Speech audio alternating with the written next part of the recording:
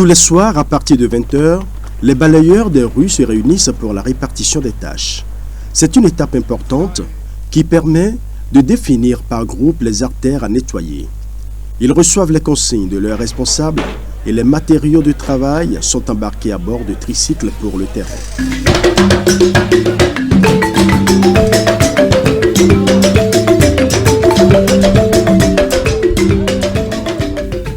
Déjà à 22 h, les coups de brosse et de balai résonnent sur les routes. Par groupe, ils balaient, désensablent et rendent propres les routes de Cotonou et environ. C'est un véritable travail d'équipe qui requiert harmonie et rigueur.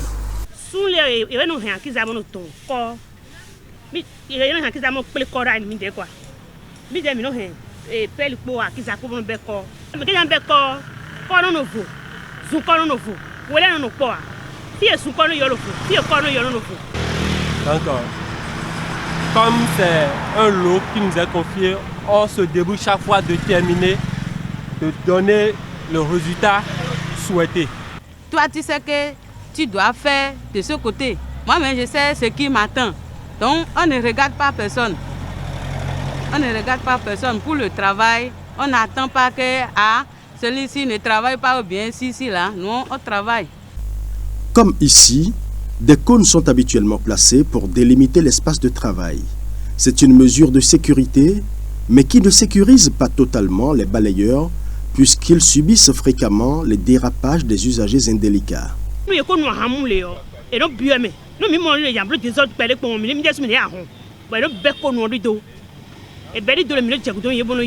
Ce qui s'est passé, c'est que le chauffeur, il a bu sauvagement d'alcool et puis en voulant, lorsqu'il est au volant, il a même le téléphone et il est en communication. On ne sait pas ce qui s'est passé et puis il a cogné, il est rentré dans notre cône et puis il a ramassé l'un de nos collègues.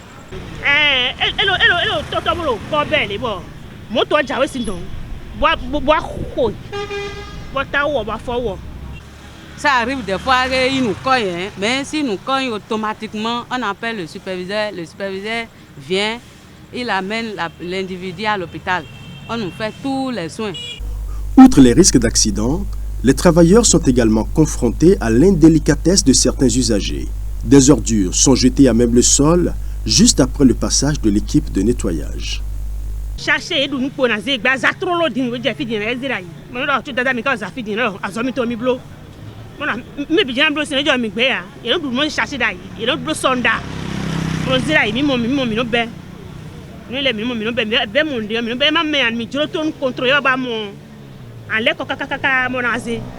À part ça, il y a les hymnes. Quand ils rentrent dans les cônes, il y en a qui emportent même les cônes. Et ça nous crée d'autres accidents parce que quand les cônes ne sont pas là, les gens roulent n'importe comment dedans. Surtout les conducteurs de ZEM là, vraiment, s'ils rentrent dans les cônes, si tu veux parler, ils t'insultent proprement. Toi, une femme, tu cherches quoi dans la nuit? Tu es vagabond, tu ne veux pas rester sous le toile d'un homme. À cause de ça, tu es en train de faire ça là dans la nuit, ils nous embêtent quand même. Quand on a l'esprit de les amener à l'ordre, ils prennent ça autrement et ils commencent pas à nous insulter. Et quand tu vas vouloir rétorquer, ils commencent pas à nous taper.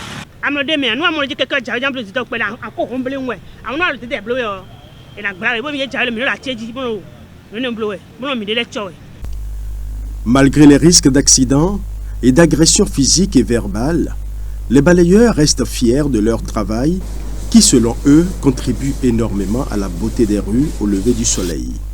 Dans ce lot de travailleurs, plusieurs femmes au foyer.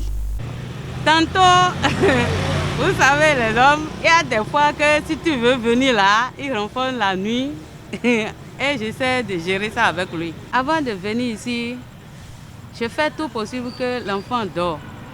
S'il dort, c'est que des fois je reste ici jusqu'à 8 h, des fois, avant d'aller à la maison. Donc le lendemain, ce qu'il va manger tôt là, je lui donne ça. Et je mets tout à ses précautions, pour l'école aussi, avant de venir. Je prépare pour papa, je fais tout ce que je peux faire pour que papa ne se fâche pas. Je lui fais tout. avant de venir. Elles équilibrent la vie de foyer à celle professionnelle. Une occupation nocturne qui n'est pas de tout repos puisque chaque équipe doit boucler son périmètre avant l'arrivée des contrôleurs à 5 heures du matin. L'objectif de leur mission est simple, nettoyer toutes les rues avant le lever du soleil. Pendant que la population dort, eux, ils sont dans la rue en train d'accomplir leurs devoirs. Entre balayage et désensablement, c'est eux qui assurent la propreté de nos routes.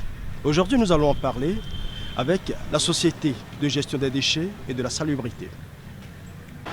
Et justement, pour parler de la propreté sur nos axes routiers, je reçois Aristide Fagbourou. Bonsoir. Bonsoir, monsieur. Vous êtes le responsable, l'assistant chargé du contrôle des opérations. Merci d'avoir accepté de vous prêter à quelques-unes de nos questions. Aujourd'hui, nous allons beaucoup plus parler de la propreté sur nos routes. Quel est le lien direct entre la SGDS, la Société de gestion des déchets et de la salubrité, et le contrôle, l'entretien, la salubrité sur nos routes? D'accord, merci déjà pour ce que vous faites pour ce message qu'on veut passer vers la population. Il faut dire que la Société de gestion des déchets, c'est la société qui a pour mission aujourd'hui d'entretenir nos routes, nos routes pavées comme bitumées. Donc c'est la société qui a en charge aujourd'hui, qui a ce rôle d'assurer l'entretien de nos routes et bitumées comme pavées. Et pour cela, il y a plusieurs PME, petites et moyennes entreprises qui ont été recrutées pour assurer le volet salubrité qui est une composante des missions assignées à la SGDS. Voilà. Donc, c'est vrai que sur le terrain, nous, on ne voit pas les PME, nous ne voyons que des agents qui sont souvent habillés avec la griffe SGDS. Et comment est-ce que vous arrivez à mettre ces agents-là sur le terrain? D'accord. Ce sont les PME qui se chargent de recruter ces agents qui se chargent du balayage, du piquetage et du désherbage de nos routes pavées comme bitumées. D'accord. Là, vous avez sorti 3 mots, le balayage, le désensablement, le piquetage.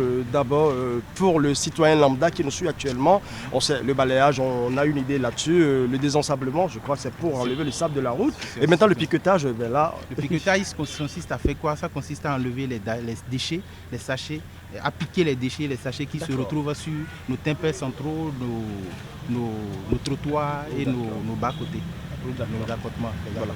Et comment est-ce que vous arrivez à organiser le travail, c'est-à-dire d'un côté la SGDS, au milieu les PME et maintenant les agents sur le terrain pour que le matin à partir de 7 h, c'est-à-dire dès que le soleil se lève, que toutes les routes du Bénin ou les routes que vous couvrez soient propres? D'accord, merci.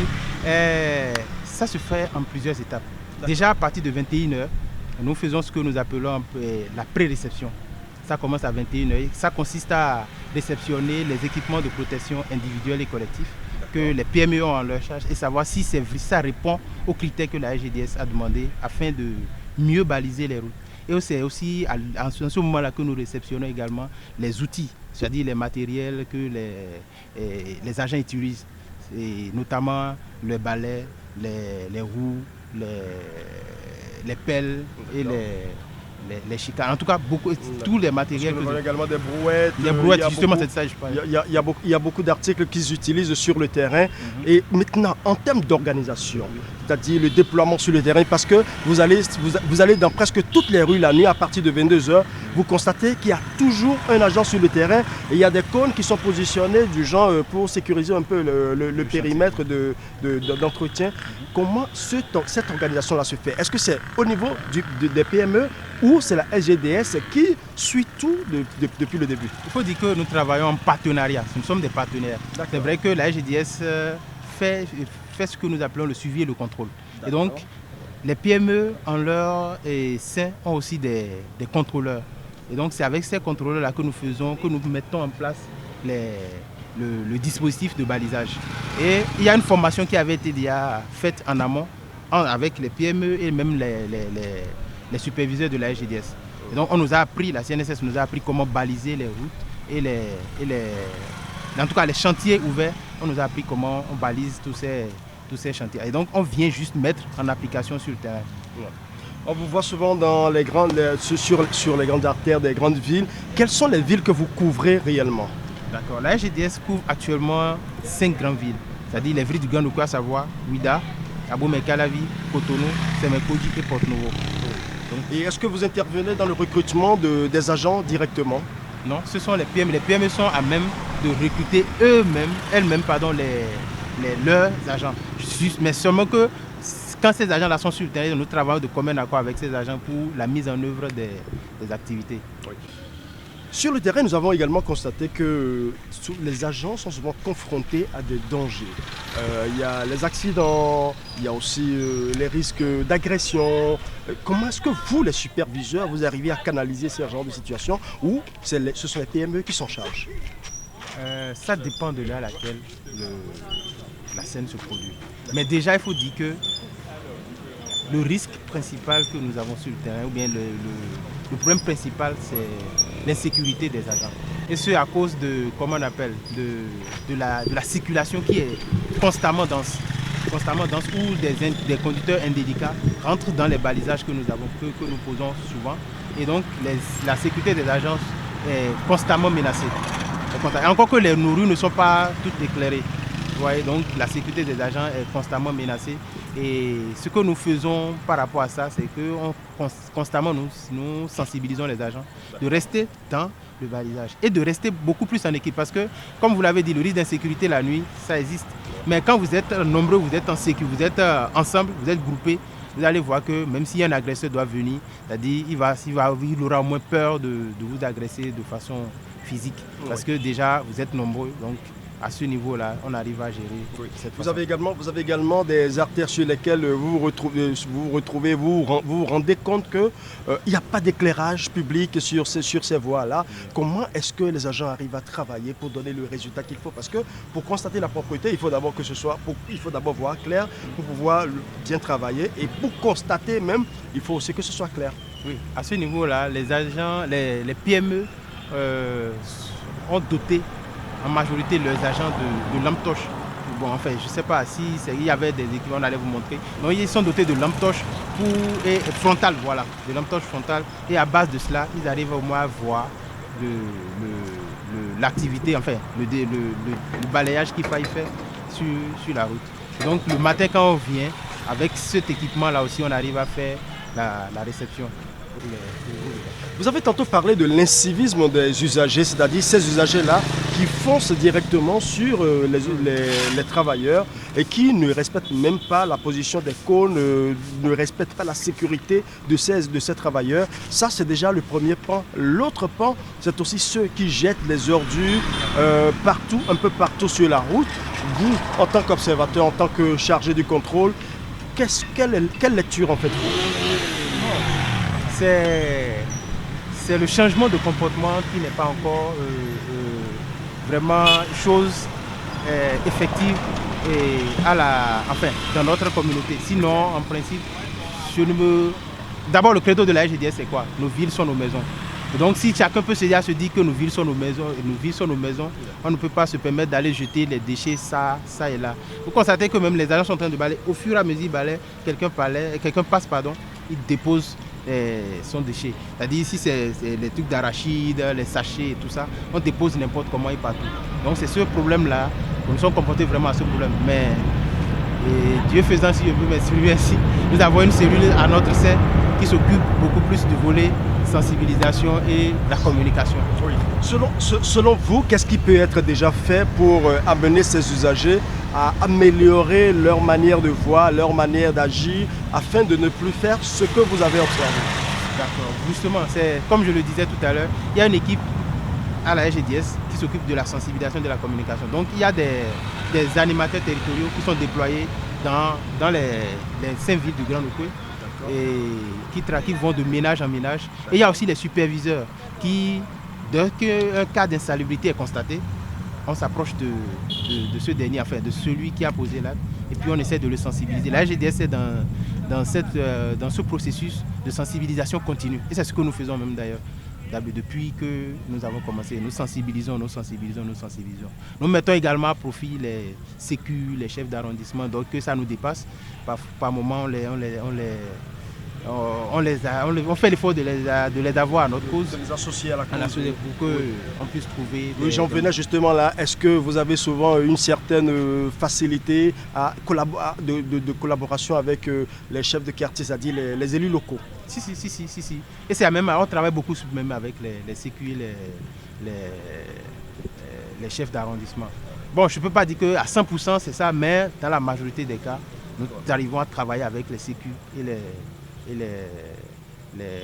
les chefs d'arrondissement. Parce qu'ils vous souviennent que la population est beaucoup plus rapprochée de ces CQ et de ces chefs d'arrondissement-là. Et donc quand il y a une plainte, par exemple, les CQ reçoivent ces plaintes et directement nous transmettent cette plainte et ensemble, dans un processus d'approche participative, nous arrivons à gérer ces difficultés-là.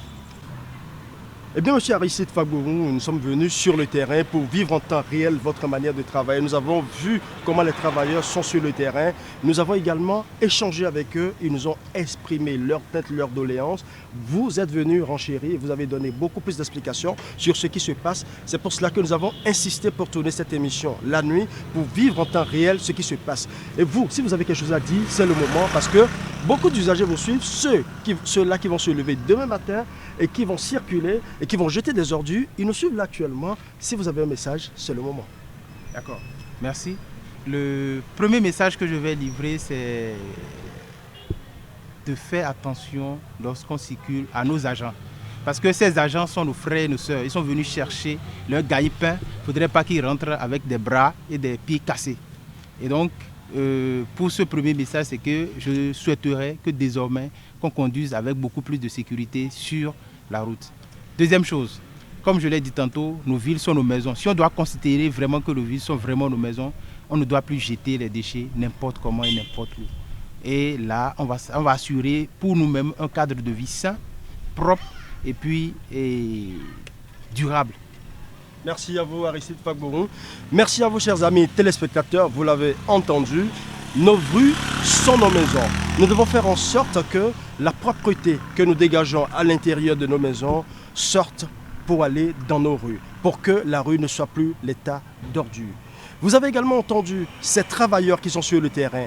Ils sont là pour assurer la propreté de nos rues. Nous devons faire en sorte qu'ils rentrent sains et saufs puisque c'est des pères et des mères de famille. La sécurité sur nos routes, c'est d'abord vous, votre conscience et nous, notre conscience. Nous devons faire en sorte qu'ensemble, nous puissions sortir et revenir sains et saufs et toujours avoir une rue propre. La rue propre, ça nous permet d'avoir une vie saine et une vie durable, comme l'a dit Aristide Fagbourou. Sur la route, c'est terminé pour aujourd'hui. On se retrouve prochainement.